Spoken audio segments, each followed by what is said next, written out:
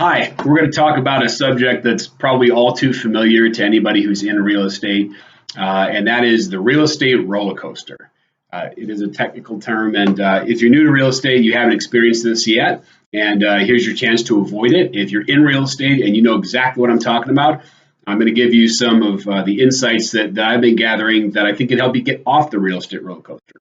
So, first, what is the real estate roller coaster? Well, I'll show you here.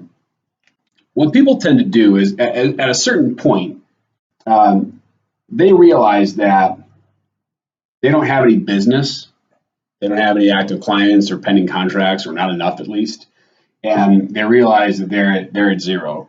And so they realize they need to go and chase new business, and they start doing a bunch of lead generation activities.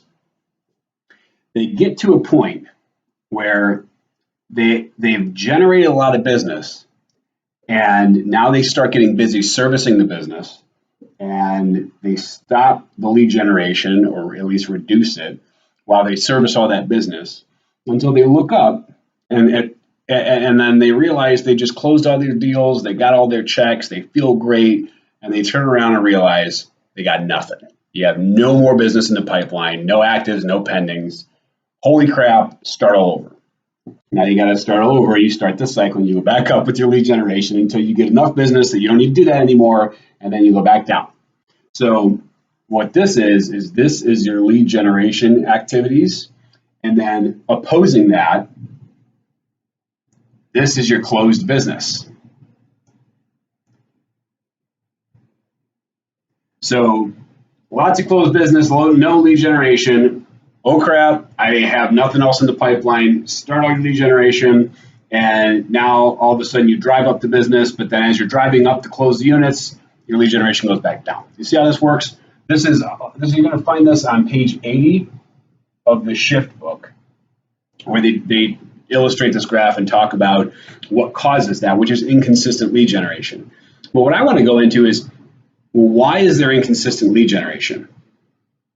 Sure, you could just say, well, just do it, just be consistent. But the truth is, that's harder than it sounds. It's a lot easier to say than it is to do that, because you do have all this business to service. So how do you do it? How do you get through this? And how do you get off the real estate roller coaster? Well, I think the first problem that people encounter is the one that they don't see most often. And that is that when you're talking about this activity, servicing clients, active and pending clients, if you don't do something you're supposed to do, you have anywhere from 1 to maybe 8 people that are breathing down your neck about it. They're calling you, they're texting you, they're emailing you because you were supposed to do something for your client or in a transaction, and everybody's waiting for you to do the thing. So naturally, you don't want them all doing that, and you do whatever it is that you need to do, and you do it quickly. In fact, there are times that you'll work around the clock in order to keep these people off your back.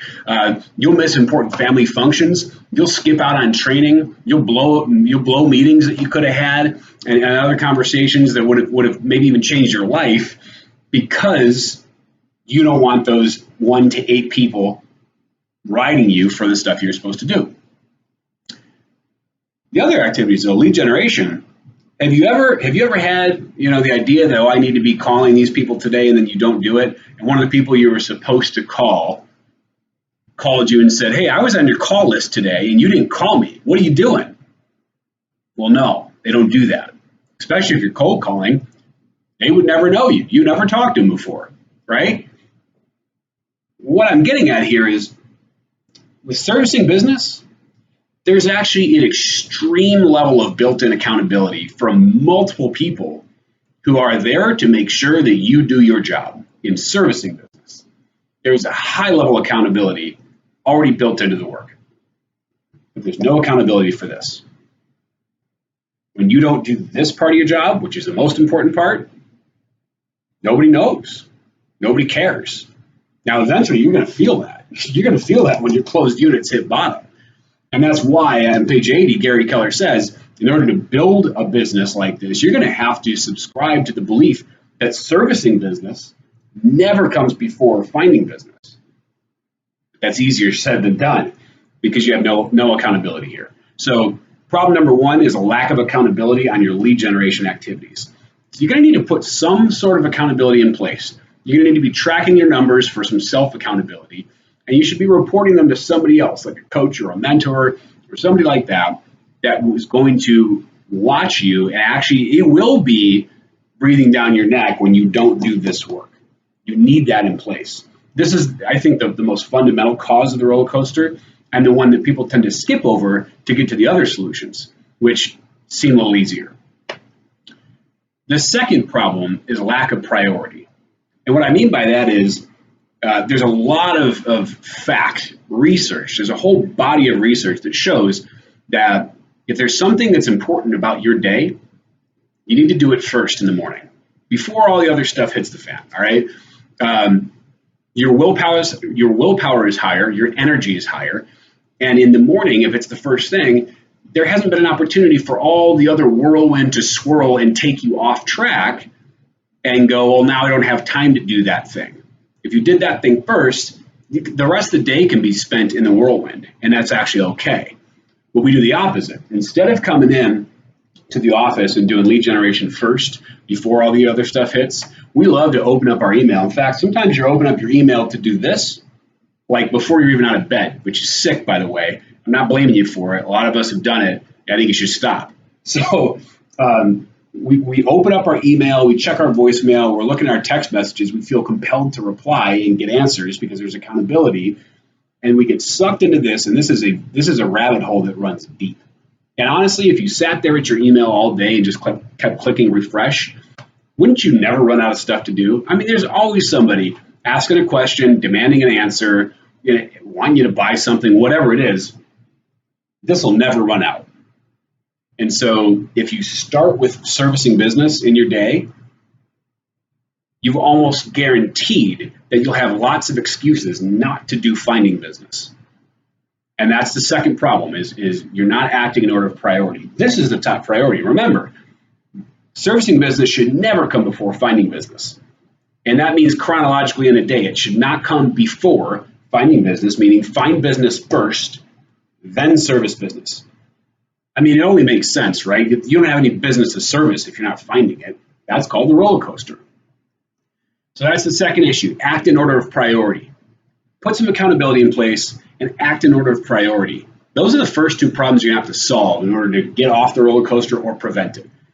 Now, the third one is, I don't know, I think this is the one that people like to jump to the most because it sounds the sexiest. And eventually you'll have to do it once you've gotten the first two down. This is leverage. I think even at a certain point, if you've got accountability around your lead generation and you're acting in order of priority, there will come a time that you're going to run into a limit that we call hours in a day. Even when you're acting efficiently and you're generating leads, you're going to be drowning. And as long as you're doing those first two things, the next step is leverage. Now, leverage can come in three forms: systems, tools, and people. So we're talking about having systems, tools, and people involved in your business on both the operation side and the lead generation side. All right, so for servicing business, organizing your business, and certainly for generating leads, having systems in place saves you time, and you can amplify your efforts. Put in a little bit of time, get a lot of result. Same deal with a tool. A tool can save you a lot of time and make you really a lot more effective in the time given.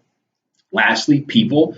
All sorts of ways you can bring people into your business to help with it. You can outsource services. Eventually, you'll need to hire somebody to work with you once you've gotten this roller coaster kind of heading in the upward direction.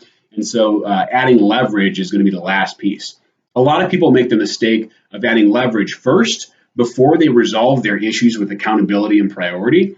And then what happens is they just put a Band-Aid on the real problem, and their business still isn't going to grow, and they're actually just giving away money to the leverage because they haven't implemented the actual habits and the behaviors that they need in order to grow the business with the help of leverage.